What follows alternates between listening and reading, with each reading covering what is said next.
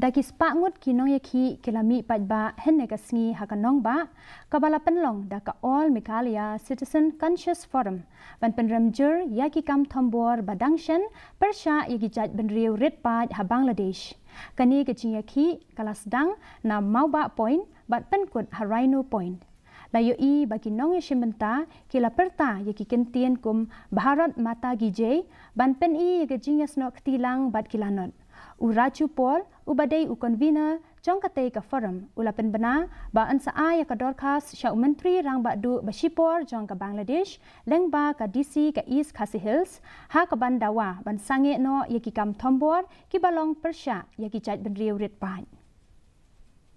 Since the change of regime which has taken place in August in Bangladesh, we have seen many brutal violence taking place against the minorities, which includes our tribal brothers who are there, which includes our Christian brothers, which includes our Hindu brothers, and also the Buddhist communities who are there. And they are facing a brutal violence by the